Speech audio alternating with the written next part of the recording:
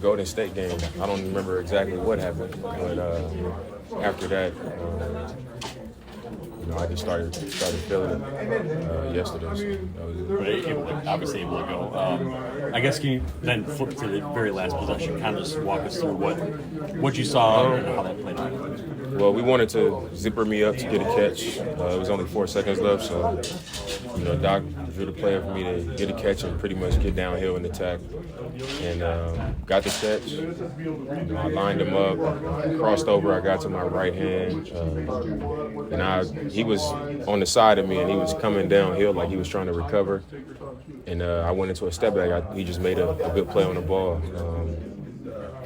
Usually guys, they'll kind of plant when they go in one direction and try to recover, and he just, his feet never stopped moving. When I looked at the replay, he was going this way, and then his feet just kind of kept crawling up underneath me. And usually I would shoot that shot a little bit quicker, but I felt like I had a little bit more space than I did, and he just made a good play on me. Just on that final defensive possession, what were you thinking the coverage was with Brook? I know it looked like you guys got a little mixed up on. Yeah, I mean, it was, we had a lot of, just miscommunications. I was on the ball. They called Brook up to get a switch to put Brook on the ball.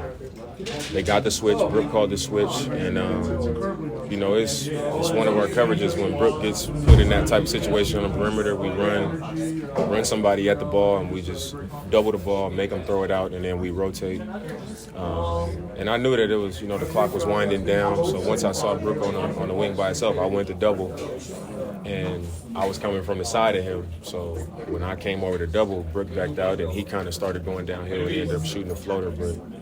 It was just, miscommunication at the wrong time of the game. Just defensively against D'Lo kind of the whole night. Just what you see that you guys weren't able to kind of contain him.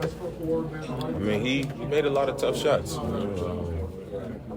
I think just seeing him play for years now, that he's a streaky shooter, he's a streaky scorer. He can have a night. And I think tonight he saw the ball go in early. LeBron being out, he had the ball in his hands a lot more. And, when you got the ball in your hands a lot more, it creates rhythm, especially for a player that can score and can shoot the ball.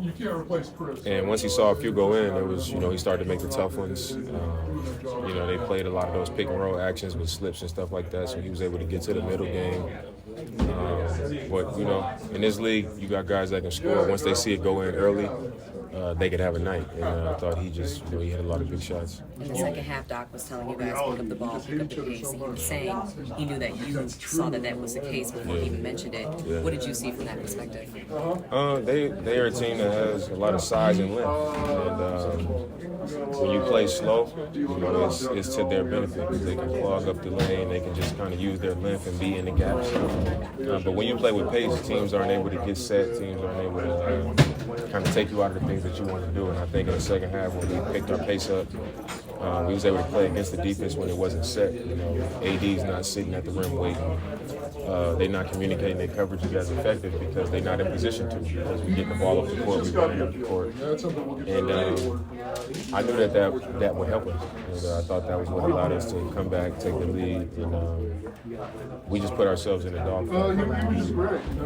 Get in the dogfight on another team's court when they got some talented guys out there. You open yourself up for a back-and-forth game. And I think we built like a 6-point lead, and then they hit a couple threes, off miscommunications, those blowing coverages.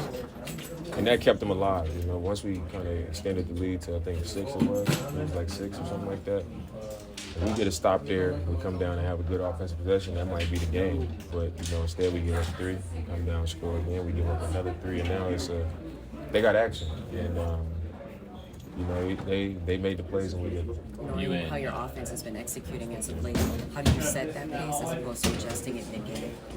I think you just got to come out and, especially as the guy with the ball, you got to kind of be the engine. You got to make the team run, with pace. I got to push the ball up, and that encourages everybody to have to kind of move with the ball. I mean, that goes for all of our ball handlers. We just got to have that mentality so that we're not having to play in the set half court as much as we did to start the game. And it's, like I said, it's easier for them to guard because of the size and the length that they have. you and Giannis, both big play-making numbers, and there's that stretch that flew into like the third quarter, so you guys were really playing off each other a lot. Just had that feel. What did you guys kind of see, just playing off each other on the floor? I mean, we know that when me and him are both involved in action, there's going to be a lot of attention on it. And I'm going to be a threat to shoot the ball. He's going to be a threat in the pocket. He's going to be a threat at the rim. He's going to be a threat to make the next play. And we definitely building on that and moving in the right direction. I think, obviously, we want to win games. We want to win every game, but I think we almost 20 games over 500. The season is coming closer and closer to the end, and as much as we want to win games and not have a game like this that we should win up 6 under 2 minutes. I think the most important thing for us is like the journey, and the process and the kind of progress that we make. And I think for me and him, the better we can be in the two-man game and the more we can, have moments like we had tonight where we're playing off each other, we're making plays, we're making shots, and the game is coming down to one of us, making a decision or making a shot. And then we add Chris to that. It's another layer to it. But I think that's what is about for us, is making sure that we continue to grow in that way.